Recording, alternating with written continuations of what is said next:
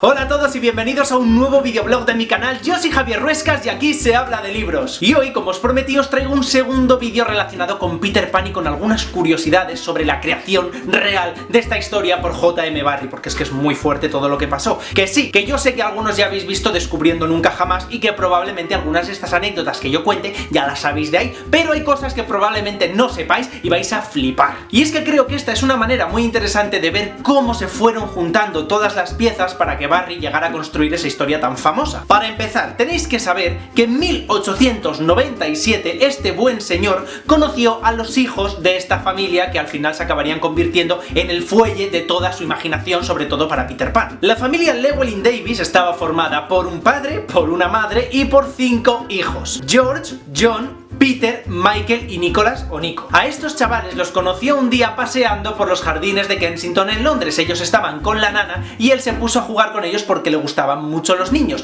Les empezó a contar historias, anécdotas, juegos, y también él empezó a ver los juegos que ellos hacían, porque así él tomaba ideas de cómo eran estos niños. Siempre se ha dicho, ¿vale?, que Barrie jamás tocó a estos niños. No hay ningún tipo de prueba, antes de que alguien se ponga a pensar cosas truculentas, de que este hombre tuvo algún tipo de approach un poco sexual con estos niños. Para nada. De todas estas historias, de los juegos que hacían los niños, de cómo él los observaba, salieron dos proyectos diferentes. Por un lado está The Boy Castaways, que es un proyecto fotográfico en el que se ve a través de estas imágenes cómo unos niños se enfrentan a los piratas. Esto era un juego de los niños y, como ya digo, Barrie hacía fotos y iba contando esta historia. Y luego en 1901 a Barrie, después de ver todos estos juegos, de estar rodeado tanto tiempo de estos niños, se le ocurrió escribir El pajarito blanco, en inglés The Little White Bird. Y es que en esta recopilación de relatos o novela, porque al final sí que tiene un leve arco argumental, se empieza a ver el origen de Peter Pan, aunque es una historia muy loca, ¿vale?, con viajes en el tiempo, se desarrolla en Londres, pero habla de a lo mejor de un momento en el que se cierran los jardines de Kensington y aparecen todas las hadas, y luego ya en el centro de la historia ya sí que aparece Peter Pan, que es un niño que se escapa de sus padres, etcétera. Es de donde posteriormente surgirá la idea de escribir una obra de teatro titulada Peter Pan. Ojo, Peter Pan, porque luego es la novela que sale unos años después, en 1911,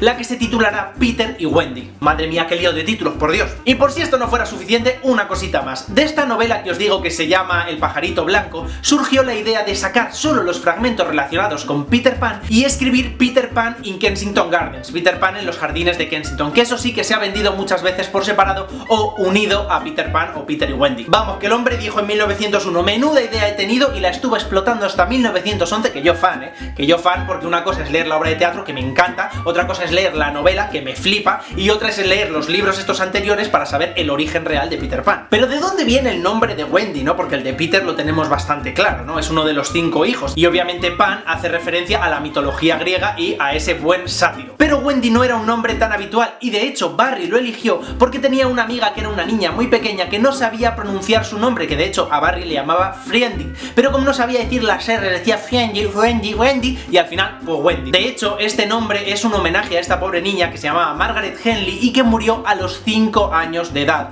por una enfermedad, así que esta fue la manera de que Barrie pues la perpetuase en el tiempo. Algo muy curioso de la obra de teatro que se estrenó en 1904 es que en las acotaciones, si lo leéis lo vais a ver, Barrie siempre especifica que a Peter no le puede tocar nadie, de hecho nadie le toca durante toda la obra de teatro, algo que obviamente ayudó a oscurecer un poco más la figura de Peter Pan. ¿Quién es? ¿Por qué? ¿Se lleva a los niños muertos? ¿No se los lleva? ¿Qué es Nunca Jamás realmente? Pues ahí estaba. Lo curioso, a pesar de lo que os he dicho antes, es que Barrie sí que se casó. De hecho, en 1894 contrajo matrimonio con Mary Ansell. Pero la Mary Ansell era una lista, lo que quería era la posición social de Barrie, los diruchus, y le daba un poquito igual todo. Si esto se junta con que Barrie lo que en realidad buscaba era una especie de madre, una especie de protección muy parecida a la que Peter busca en Wendy, pues bueno, salió como el rosario de la aurora esa relación, obviamente. La mujer tenía un amante, bueno, un lío tremendo, y al final se divorciaron. También os digo que este señor se guardó mucho de contar detalles de su vida privada, y no hay tantos. Y si seguimos con esta historia, si habéis visto Descubriendo Nunca Jamás, sabréis que hay cierto lío, ¿no?, entre la madre de los chavales y Barrie. A ver, ¿hasta qué punto es eso verdad? En realidad no lo sabemos del todo, porque por un lado, cuando se muere el padre de estos niños, él se hace muy amigo de la familia, muy amigo de la madre, es un soporte enorme para la mujer y siempre está con ella, pero luego ella también enferma, y se cuenta que cuando murió, él le dijo a los chavales: que sepáis que yo estaba prometido a vuestra madre. Alguno de los hijos en biografías posteriores se mostró bastante escéptico con esta información, en plan, bueno, a ver, si tú dices que mi madre y tú estabais liados, pues ok, pero no tengo ninguna razón para creerlo.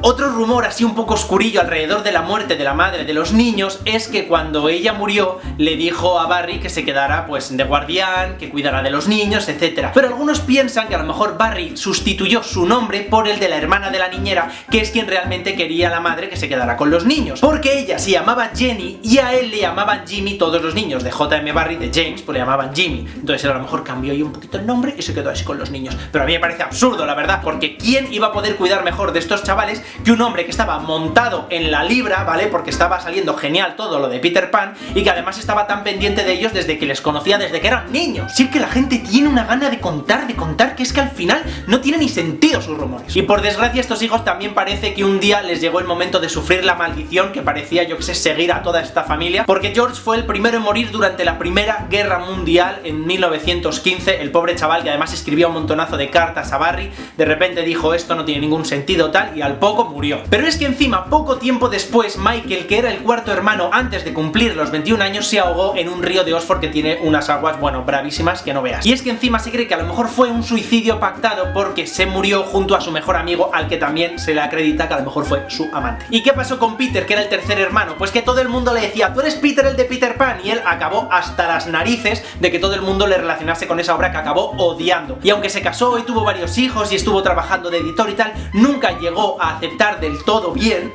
que Barry diese todos sus derechos al Great Ormond Street Hospital en lugar de cederlos a todos los hermanos, que eran quienes habían inspirado la obra en parte. Aunque también te digo, chicos, a ver, una cosa es que te vean jugar y otra cosa es montar una novela entera. Pero el hombre no llevó nada bien este tema, aunque Barry dejó dinero a todos los hermanos para que no les faltase de nada, y al final acabó dándose a la bebida y a los 65 años se suicidó tirándose a las vías del tren. Algunos piensan que la razón por la que se suicidó fue porque antes de morir había estado recopilando cartas y periódicos relacionados con su familia para hacer como un collage de toda su historia, y cuando llegó al momento del aparente suicidio de Michael y empezó a investigar las causas de por qué se murió y tal, no pudo más y acabó tirándose a las vías. En definitiva, como veis, la creación de Peter Pan es bastante oscura, porque es que al final es una historia llena de luz pero también llena de oscuridad, de terror, de cosas infantiles pero también muy adultas, y todas mezcladas de una forma súper original, que bueno, al final por eso se ha convertido en un clásico, ¿no? Y esto ha sido todo por hoy. Por favor, decidme en los comentarios si os ha gustado este vídeo, si queréis que os cuente más anécdotas relacionadas con obras literarias,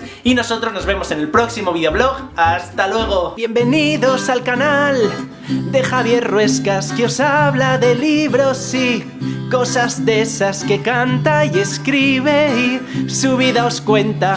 Por eso os digo, suscribiros, suscribiros, suscribiros aquí.